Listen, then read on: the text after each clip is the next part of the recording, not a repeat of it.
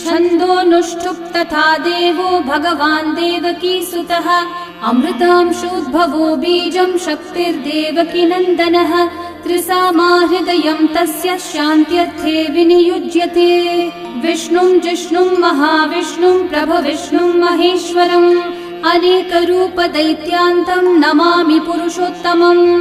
अस्य श्रीविष्णोर्दिव्यसहस्रनामस्तोत्रमहामन्त्रस्य श्रीवेदव्यासो भगवान् ऋषिः अनुष्ठुप् छन्दः श्रीमहाविष्णुः परमात्मा श्रीमन्नारायणो देवता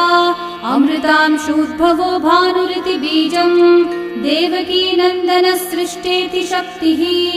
उद्भवक्षोभणो देव इति परमो मन्त्रः शङ्खबृन्नन्दकी चक्रीति कीलकम् शार्ङ्गधन्वा गदाधर इति अस्त्रम् रथाङ्गपाणिरक्षो